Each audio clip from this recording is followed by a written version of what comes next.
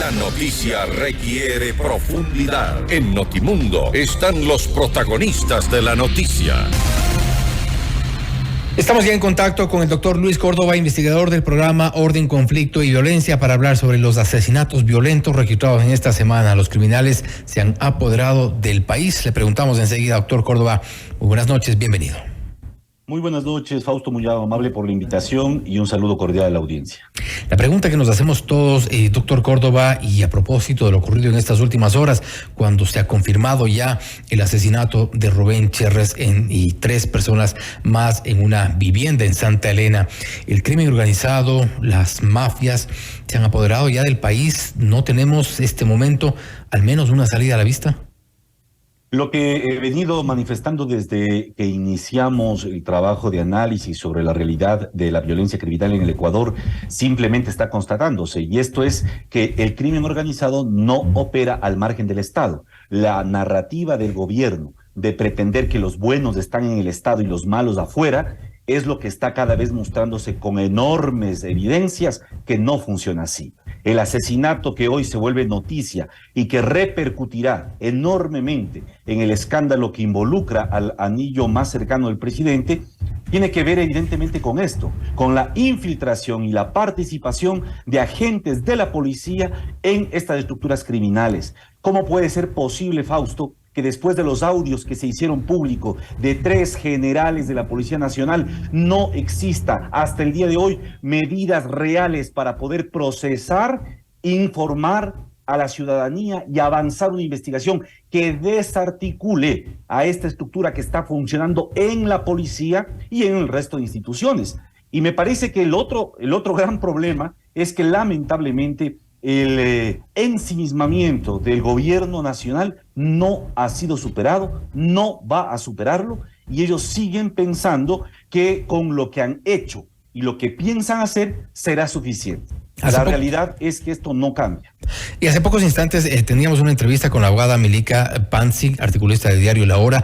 Hablábamos precisamente un poco sobre esto. ¿Qué hay desde el discurso del gobierno, desde el ejecutivo, del presidente Guillermo Lasso, frente a todo esto que es evidentemente una preocupación nacional? Cómo han llegado a apoderarse las mafias del crimen organizado de nuestro país. Muchos de estas organizaciones han permeado hacia la policía, no sé si hacia las Fuerzas Armadas, y el presidente está preocupado de su reputación.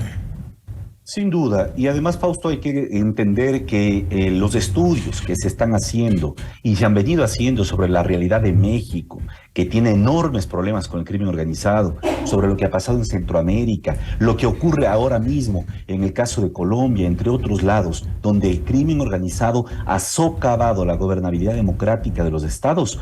¿Qué dicen estos estudios? No puede haber una estrategia exitosa frente al crimen organizado si no se reduce la impunidad a nivel de las instancias gubernamentales. Y aquí en el Ecuador vemos absolutamente lo contrario. ¿Qué nos demostró ya el caso de Big Money?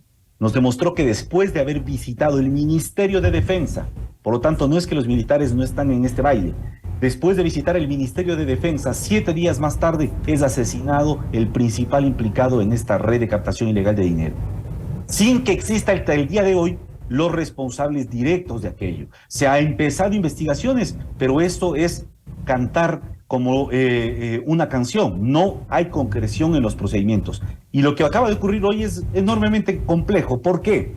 Porque lo que estamos viendo son la disputa no solo por intereses políticos, sino por el control de la narrativa mediática. Mientras un sector está empeñado en posicionar el problema del juicio político como el más importante y relevante, nada, Fausto, nada se está diciendo sobre la renegociación de los contratos de la telefonía celular, que es la renegociación del negocio económico más importante del mundo y del Ecuador. Los datos, todos hablan ahora de la inteligencia artificial, de los fluidos de las redes sociales. Eso se está discutiendo y se tiene que firmar en el mes de mayo. Y es eso lo que está sobre la mesa y lo que están disputándose los grupos económicos y políticos para ver cómo reparten este gran negocio. Y el otro tema central, mientras discutimos entonces en el juicio político, también se está creando un escenario de conmoción social que va habilitando la posibilidad de, por ejemplo, la muerte cruzada. Ahora, los romanos... Romanos, termino con esta idea nomás, Fausto. Los romanos tenían una famosa pregunta que decían, cui bono, cui prodest, ¿a quién beneficia? Y lo que hemos visto, estas sobres bomba periodistas de los principales medios nacionales, los asesinatos a los directores de los hospitales, el asesinato del día de hoy, el hombre envuelto en explosivos del día de ayer, van creando un escenario que favorecen el relato del narcoterrorismo y que permiten y legitiman leyes como la que acaba de entrar en vigencia el día de ayer. El diagnóstico creo que está claro, y usted también lo ha dicho hace un momento, el crimen organizado no está al margen del Estado. De ahí la pregunta evidente, cuando tenemos la Policía Nacional, las Fuerzas Armadas, ya donde se ha incrustado lamentablemente parte de este crimen organizado, cuando tenemos mafias operando abierta y directamente en nuestro país, ¿cómo desbaratamos esta estructura? Lamentablemente es una estructura en la que están la fuerza pública, en la que están el sector justicia. Hay jueces que han favorecido y eso ha sido noticia lamentablemente en las últimas semanas. Al menos una vez por semana aparece un juez liberando asesinos, liberando femicidas, liberando violadores. Y esto es parte de una estructura. Los casos parecerían aislados, pero son parte de una estructura. ¿Cómo atacamos? ¿Cómo combatimos?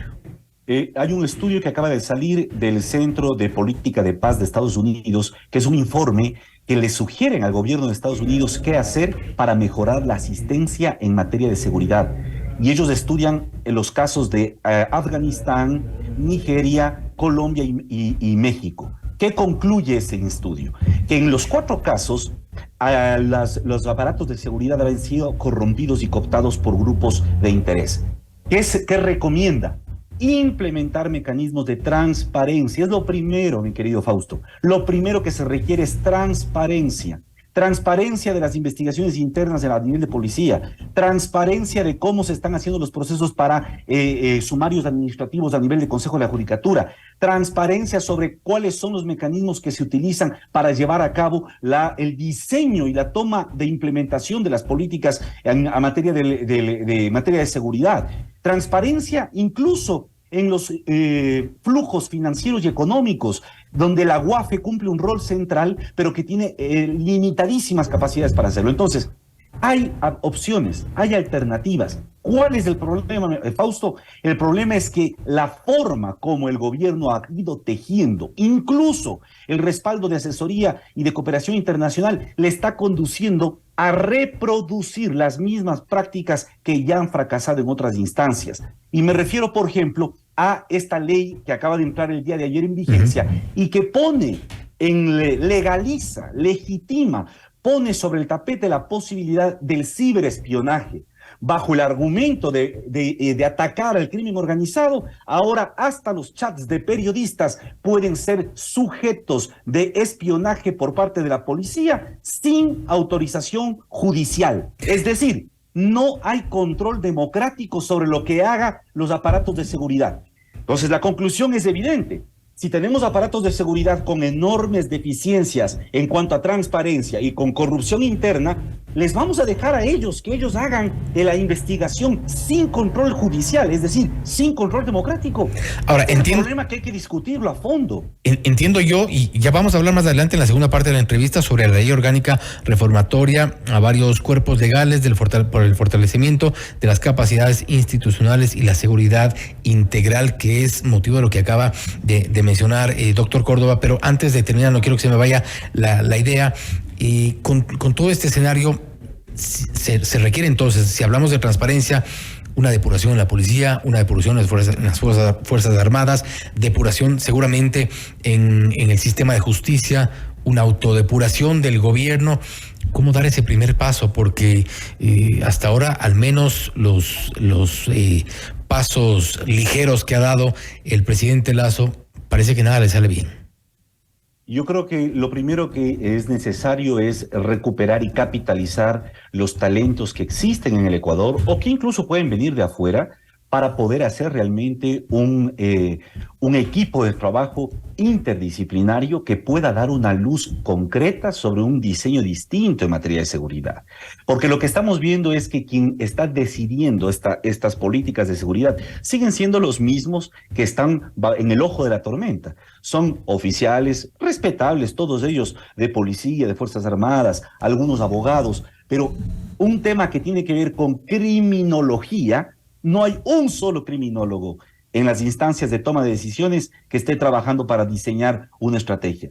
Un tema que tiene que ver en las cárceles con trabajo social. No hay un solo trabajador social que esté pensando y diseñando políticas desde ese nivel. Entonces, lo que estamos viendo es, queremos nosotros encontrar higos de los abrojos. Y hasta el Evangelio dice, esto es imposible, no podemos esperar cosas que no va a suceder si no cambiamos esa estructura. Ahora, ¿qué me parece que también es fundamental? Es fundamental que se ponga, sobre todo bajo debate, lo que está ocurriendo en el país bajo esta dinámica del narcotráfico.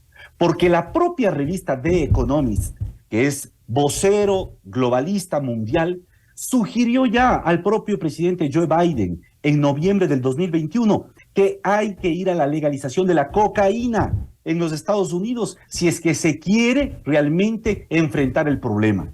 Imagínense lo que estoy diciendo, no una revista de izquierda, no una revista crítica, la revista que es portavoz de las políticas de la globalización neoliberal le sugiere a Joe Biden que si no se apunta a la legalización del negocio de la cocaína, del consumo, es improbable desarticular estos emporios económicos bien sofisticados.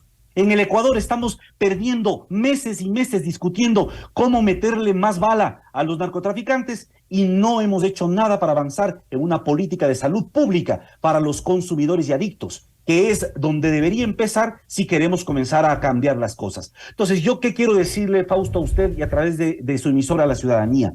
Sí hay alternativas. El peor autoengaño como país es creer que no tenemos otra opción que lo que nos vienen diciendo el ministro del Interior de turno o el presidente de turno. Hay alternativas, hay opciones estudiadas y con evidencia que han funcionado en otros países y en otros espacios.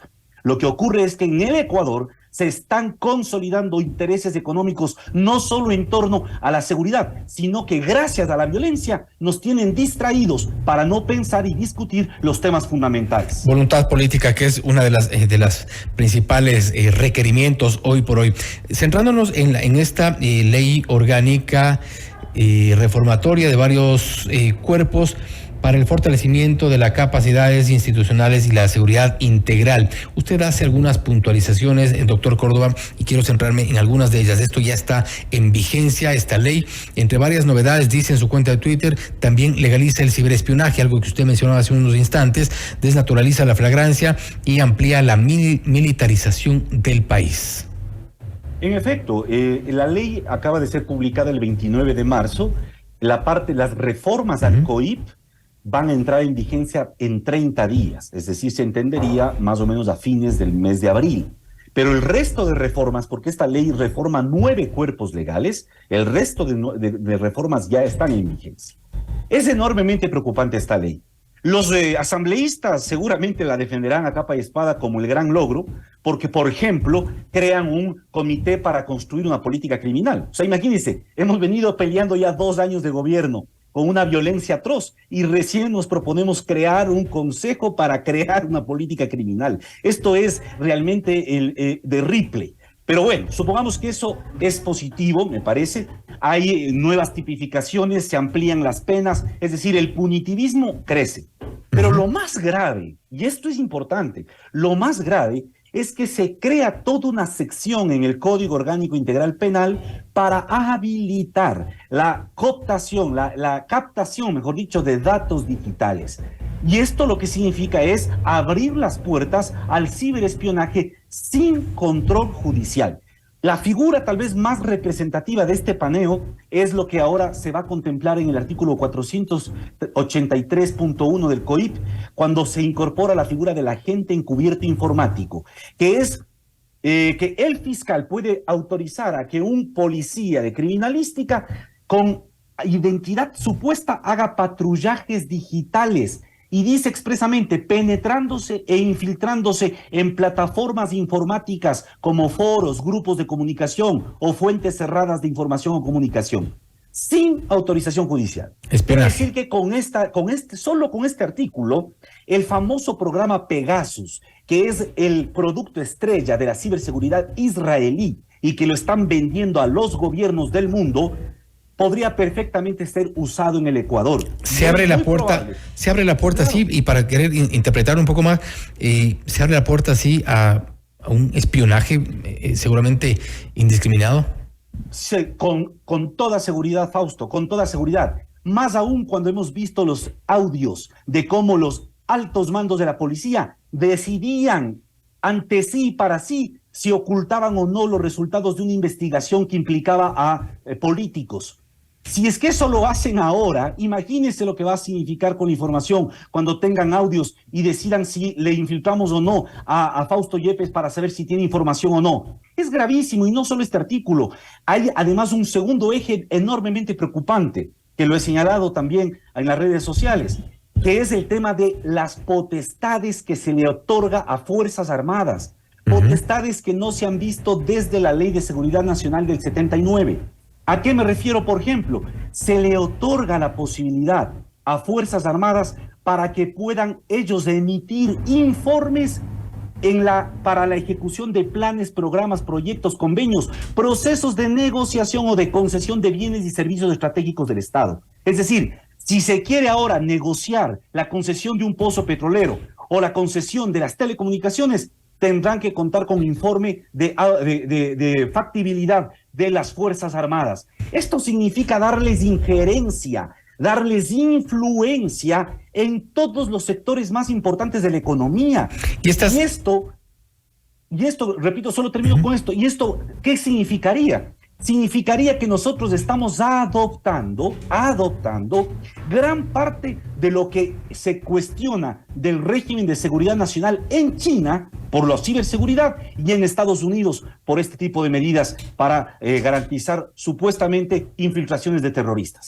Y se refiere usted a las cláusulas especiales de seguridad que dice en su texto: para todo contrato público en sectores estratégicos y servicios básicos, así Fuerzas Armadas darán garantías a las empresas extranjeras que asuman los negocios más rentables del país. Ese es un artículo, y ese se complementa con la reforma del artículo 41 de la Ley de Seguridad Pública y del Estado, que dice: la ejecución de planes, programas, proyectos, convenios, procesos de negociación o concesión de bienes y servicios estratégicos, zonas de seguridad, áreas de reserva, bueno, una serie de cantidad de cosas, dice más abajo, que estén relacionados con los centros de privación y libertad, requerirán informes del órgano rector de la Defensa Nacional, o sea, el Ministerio de Defensa, y del órgano rector de la Seguridad Ciudadana, o sea, el Ministerio del Interior. Esto quiere decir, en otras palabras, que la política económica del Ecuador ahora estará anclada a la decisión de los ministros de Seguridad, de Interior y de Defensa. Esto no puede ocurrir en una democracia, porque la democracia se basa precisamente en ir llevando a los militares a los cuarteles y en ir reduciendo la militarización de la policía. Aquí en el Ecuador, con esta legislación, estamos absolutamente al revés. ¿Y por qué se ha permitido y se aprobó esto? Porque esta ley se aprobó con 117 votos de todas las bancadas, incluido de UNIS y Pachacuti. ¿Por qué? Porque evidentemente se monta en este relato de que lo único que necesitamos es un Estado policíaco represor para enfrentar el problema del crimen organizado. Y a esto se suma... habla... Sí, y a esto, doctor Córdoba, se suma algo con lo que quiero terminar. Lamentablemente se nos está yendo el tiempo, pero otro de los temas que sí me ha llamado la atención: se reforma el artículo 360 del COIP y se flexibiliza la tenencia y porte de armas de fuego. A esto hay que agregarle también que Guillermo Lasso, el presidente Lasso, ya eliminó los impuestos para la importación de armas, una vieja demanda de algunos sectores, entre ellos de los ganaderos del litoral. Esto de la flexibilización para el porte de armas. Vamos prácticamente a armar una guerra en el país. Esto es clarísimo que está ocurriendo. Recordemos que es una de las posturas y las tesis que el propio presidente Guillermo Lasso en su plan de gobierno lo propuso. Él propuso en su plan de gobierno permitir el libre porte de armas. Y hoy, el expresidente de la Asociación de Ganaderos del Litoral, que fue quien le comprometió para eso, ahora es el gobernador del Guayas, el señor Tabaqui. Y por lo tanto, el primer paso que se dio en este sentido fue, primero, disminuir y eliminar los impuestos para la importación de armas, para los clubes de tiros y otra serie de entidades que importan armas, lo que permitiría la creación de grupos armados no estatales que podrían perfectamente desarrollar procesos de enfrentamiento o de limpieza social para poder eliminar a quienes ellos consideran los delincuentes.